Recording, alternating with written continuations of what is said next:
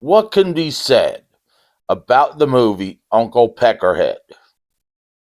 It is based on a true story of a band who went on their first tour and then was accused of murdering another band.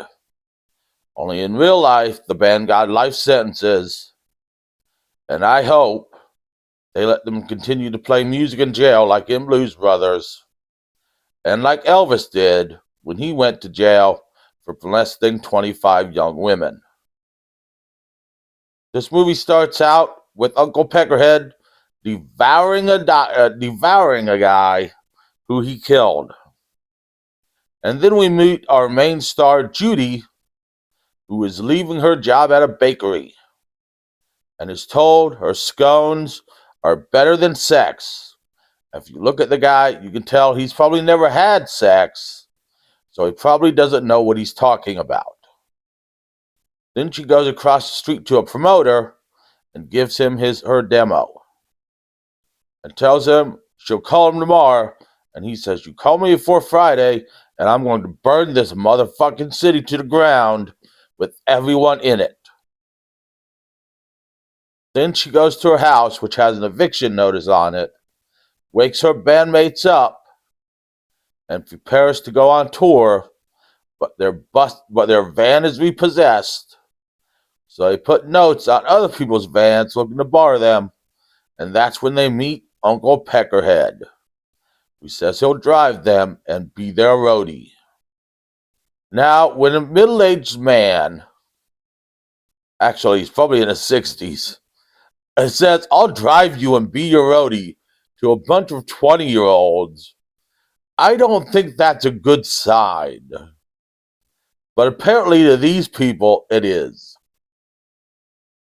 They then go to their first stop, which the promoter doesn't show up for like 2 hours after he said he'd be there, and tells them they have a 3-hour set, but Judy tells him they only have 22 minutes worth of songs. Guy says, "Oh well, stretch it into 3 hours." And then he continues to pay them $3. That's $1 an hour for those of you counting. And if I got paid $1 an hour, that would not be a good pay for me, but would be a good pay for a Mexican. So if Judy was Mexican, she'd be raking it in. And then Uncle Peckerhead goes and eats the guy. But we don't get to see it. We don't get to see him eat this guy. We get to see him eat other people, though. But Judy sees it, and everybody goes and explores it. But then Uncle Peckerhead takes them out to dinner, and they're all friends again. Till Uncle Peckerhead eats another guy. No, till Uncle Peckerhead sells their demos for $1 a piece, which makes Judy mad.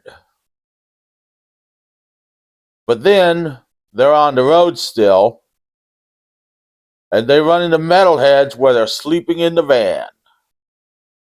And Uncle Peckerhead eats them. Uncle Peckerhead, there's a theme here. Then they go to Judy's guy she's talking to over the phone from another band, and he is like 6'8", has 36-inch pythons, a handlebar mustache, long blonde hair, and he's going, "Brother!" He's going, "Mean Gene, brother!"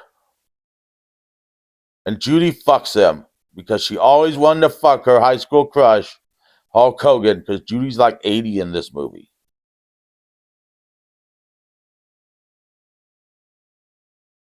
Then we meet the band they supposedly murder, the lead singer of it, Dominion, who is just an asshole upon assholes.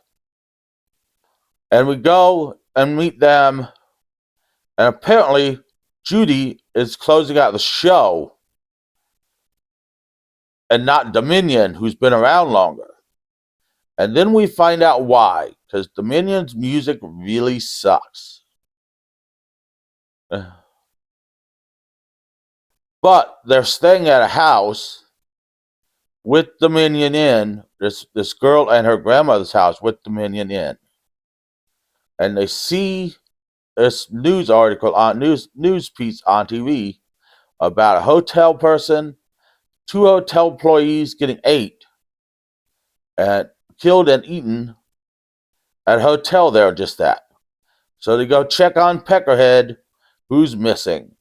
And they go check on Matt, who is missing. So then they go check on Dominion, I assume to warn them to get out of the house, because they probably don't want Dominion eaten. And Dominion takes them hostage.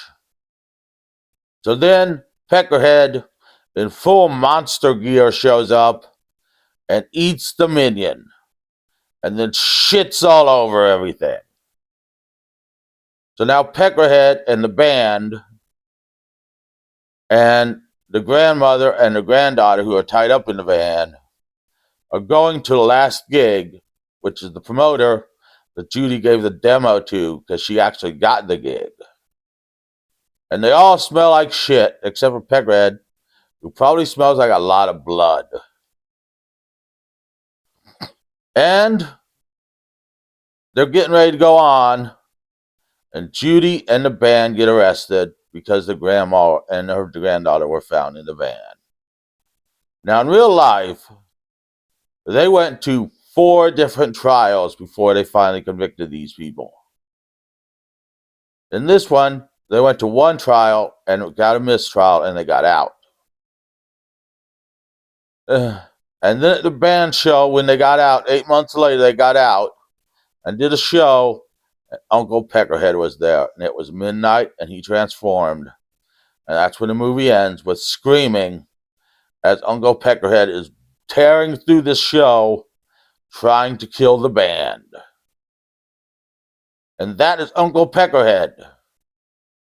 It is a great movie, and I left a shit ton out of it. And mixed up a couple areas. But it is a great movie. It is on Prime. It is on Tubi. It is on several others. One of those awesomely funny movies. Good music in it, except for the band Dominions, which is just garbage music. I think anyone could write a song like Dominions. 14 out of 16 stars. Check it out. Uncle Peckerhead. Next week, we're looking at the feud between Jake the Snake Roberts and Undertaker on a wrestling show, and we're doing the movie Dinosaur Hotel. Just because I heard that movie is worse than Sharkula. See you next week.